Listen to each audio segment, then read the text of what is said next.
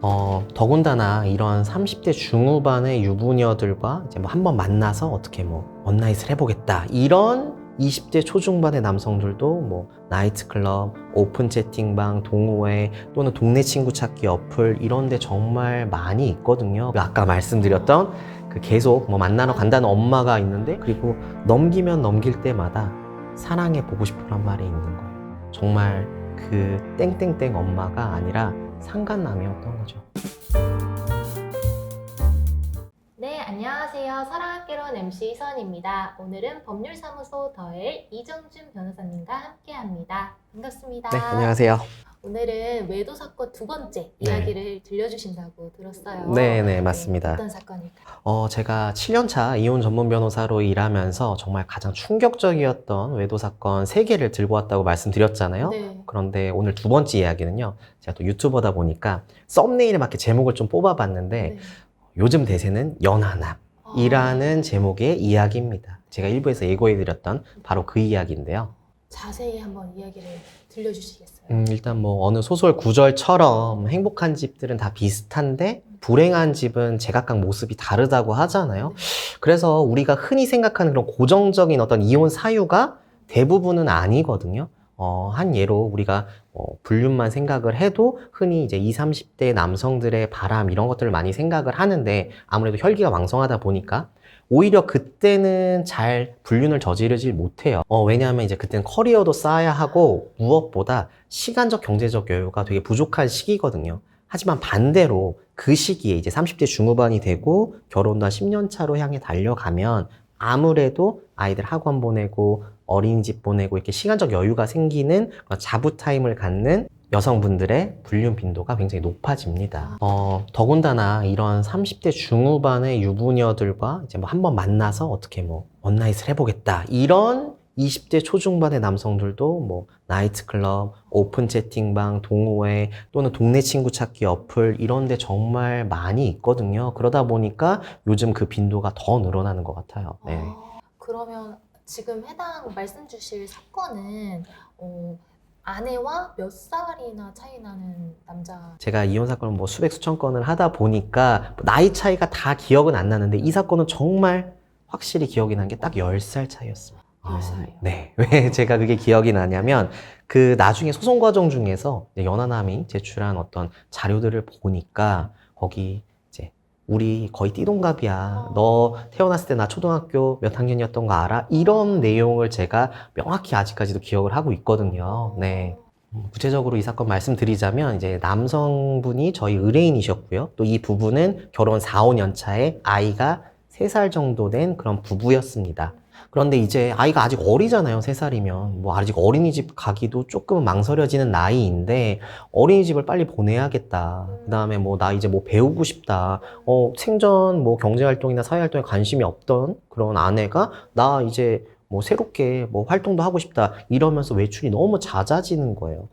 심지어 뭐 아이가 3살인데 누구 학부모 만나야 된다라고 말을 할 정도니까 아무래도 의심을 할 수밖에 없죠. 네. 근데 꼬리가 길면 잡히는데 외도가 걸릴 것 같은데. 그쵸. 이게 꼬리가 길면 잡히기도 하는데, 또 제가 사건을 접하면서 제일 안타까운 게 사회에서도, 그다음에 예전부터 학교에서도, 또 심지어 지금은 가정에서도 모범적이고 성실한 분들이 뒤통수를 정말 세게 맞아요. 제 의뢰인분도 이제 학교 때부터 성실하게 공부만 하시고, 심지어 결혼하고 나서는 매일같이 야간 진료를 하는 페이닥터 의사 선생님이셨어요. 네. 그런데 이제 의심만 할 뿐이지 일도 너무 바쁘고 하다 보니까, 또 특히나 아내를 믿었으니까 더 이상 뭐 나아가진 못했는데, 어느 날 이제 야간 진료 마치고 오니까 밥도 못 먹고 들어왔는데 역시나 아내는 자고 있고, 그래서 혼자서 이제 소파에 누워서 TV를 보려고 잠깐 누웠는데 띠링 이제 아내 스마트폰이 울린 거죠. 네. 그래서 대수롭지 않게 생각했는데 뭐 2번, 3번 계속 울리는 거예요. 그래서 슬쩍 봤더니 누구누구 엄마, 그 아까 말씀드렸던 그 계속 뭐 만나러 간다는 엄마가 있는데, 뭐 10시가 훨씬 넘었는데 와서 무슨 급한 일인가? 그런 생각도 들고, 사실 뭐 여자의 촉도 있지만 남자의 촉도 있잖아요. 그래서 이거는 내가 오늘은 한번 확인을 해봐야 뭐 정상적으로 또 생활을 할 수 있겠다라고 싶어서 봤대요. 근데 거기를 보니까, 그 대화를 보니까 번호가 아니었어요. 네, 나한테는 보내지도 않던 이모티콘, 또 때 되면 밥 챙겨 먹어라 기프티콘 보내고, 그리고 넘기면 넘길 때마다 사랑해 보고 싶어란 말이 있는 거예요. 정말 그 땡땡땡 엄마가 아니라 상간남이었던 거죠. 네, 작가님도 아시겠지만 그 드라마 막장 드라마 마지막 장면 보면 주인공이 아무 말도 못하고 굳어버리잖아요. 마지막 장면에서. 저희 의뢰인이 그랬대요. 심지어 너무 안타까운 게 겁이 났대요. 내가 이 아끼던 가정을 어떻게 해야 되지 겁이 나서 이걸 들고 제일 좁은 화장실로 들어갔대요. 그래서 혼자 계속 차분히 보는데 어디에 말할 데도 없고 너무 늦은 시간이라 누나한테 전화를 했대요. 친누나한테. 누나 나 이거 어떻게 해? 그랬는데 여기서 더 기막힌 반전이 있습니다. 누나분께서 너 내가 사진 하나 보낼 테니까 이거 잘 봐봐 라고 사진을 보냈는데 그 사진 속 남성과 그 누구누구 엄마라고 되어 있던 상간남 카카오톡 프로필 사진상의 남자가 동일 인물이었던 거예요. 그럼 누나는 이분을 이 상간남을 알았던 거예요? 네, 맞습니다. 그게 어떻게 된 건지 제가 들어보니까 이제 누나분께서 뭐 동생도 너무 매일같이 야간 진료로 바쁘고 더군다나 이제 올케가 좀 힘들다는 얘기를 많이 했었나 봐요. 그러니까 뭐 2주에 한 번 아니면 뭐 매주 반찬을 실어 날랐던 거죠. 근데 매번 연락할 수는 없으니까 몰래 놔두고 가고 이랬었는데 그날따라 이렇게 가는데 올케랑 아이가 보여서 인사를 하려고 봤더니 옆에 어떤 젊은 남성이 있는 거예요. 그래서 다정하게 얘기를 하는데 불륜이라고 하기에는 너무 어리고 그렇다고 동네 사람이라고 하기에는 또 너무 또 다정하고 이런 모습이 보여서 또 그렇다고 남동생한테 바로 이야기를 하면 또 어떤 갈등의 씨앗을 제공을 할까봐 그냥 멀리서 영상만 이렇게 몰래 찍고 돌아가셨대요. 그래서 그날 그 반찬을 다 버리셨대요. 너무 속이 끓어가지고 말씀도 못 하시고 그러다가 사건이 터지니까 확인해봐라 보내신 거예요. 그동안 안 보내고 이렇게 찾다가 네네. 그러면 그 후에 이제 변호사님을 찾아오신 거예요? 네, 저희 의뢰인뿐만 아니라 누나분이랑 같이 오셨는데 근데 또 사연을 들어보니까 정말 딱해요. 이제 어렸을 때 어머님이 일찍 돌아가시고 나이 차이 많이 나는 동생을 거의 아들처럼 키워왔는데 정말 나는 잘 보살폈다고 생각했는데 내 동생의 문제가 아닌 이런 문제가 터지니까 어떻게 해야 될지 모르겠다. 거의 30분을 우시는 거예요.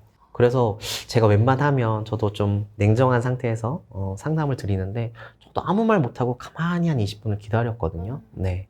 그래도 또 저는 저의 일을 해야 하니까 말씀을 드렸죠. 속상하시겠지만 이 몰래 본 카카오톡 대화 이거를 소송 자료로 제출하면 형사처벌을 오히려 받으실 수도 있다. 그러니 일단은 누나분께서 찍은 그 영상만 제출해서 이혼과 상간자 소송을 진행해 보자라고 말씀을 드렸죠. 그런데 이 소장을 받은 연하남의 주장이 정말 기가 막힙니다. 요즘에 중2병 갱년기가 위험하고 무섭다고 하잖아요. 이혼 소송하다 보면 제일 무서운 게 연하남이에요. 잃을 게 없는 연하남들은 정말 아무 주장이나 다 하거든요. 왜냐하면 순간적으로 몇 천만의 위자료가 찍힌 소장을 받으면 정말 아무 주장이나 하는데 그게 정말 가관입니다. 제 어린 상간남은 아니 당신 아내가 먼저 나한테 만나자고 해서 만나준 건데 뭘 그러냐라고 하면서 근데 또 바보같이 저희가 참아내지 못했던 카카오톡 대화 있지 않습니까? 네. 그걸 다 제출한 거예요. 근데 그 내용을 보니까 어차피 남편이랑 나 이혼할 거야. 우리 이혼하면 어디서 살까? 주말에 아이는 맡겨두면 돼. 이런 내용들이 다 들어가 있었어요. 이렇게 정말 신뢰를 다 저버리고 오로지 뭐 일시적인 관계, 육체적인 관계만을 위해서 맺어진 사이는 이렇게 금방 배신을 역으로 당하고 깨지더라고요. 그러니까 너무 쉽게 깨지네요. 네네. 아내는 그러면 어떻게 나왔어요? 사실 처음에 소장을 받았을 때는 아내도 제가 추측컨대 이분이 거의 학교 졸업하자마자 결혼을 하셨거든요. 그러다 보니까 그런 주장을 펼쳤어요. 아니 나는 가정 지키고 싶다. 나 제발 봐달라. 아이 엄마 아니냐. 이렇게 정말 싹싹 빌고 용서를 구했는데 그런데 상간남이 카카오톡 대화를 다 공개하고 나서는 오히려 둘이 싸우는 형국이 되어버린 거예요. 저희가 그 둘과 싸워야 하는데 이제는 서로 위자료 비율이 어떻게 되냐 그것 갖고 싸우게 된 거죠. 정말 안타까운 거는 정말 그런 어떤 일말에 어떤 양심이나 이런 것도 있었으면 좋겠는데 오로지 이분은 정말 저희 의뢰인분의 안정적인 환경과 돈만 보고 결혼을 했는지 소송 내내 양육권 얘기가 한 번도 없었습니다. 아이가 음. 3살이요. 네. 더글로리에서도 연진이네 엄마가 항상 연진이네 편은 아니잖아요. 그렇죠. 그런 네. 것처럼 아 모성애가 이렇게 없구나라는 실망을 하면서 정말 악착같이 저랑 제 의뢰인이랑 매달렸거든요. 그래서 아이 양육권은 물론이고 둘 다 경제활동을 안 하는 상간자와 배우자인데도 거의 최고 수준의 위자료와 양육비를 받아냈습니다. 아내가 낙동갈 오리알 신세가 되었네요. 네, 네. 그렇죠. 네. 오늘은 이정준 변호사님과 함께 요즘 대세는 연하남 사건을 알아보았습니다. 유익하셨더라면 구독, 좋아요, 알림 설정 부탁드릴게요. 감사합니다.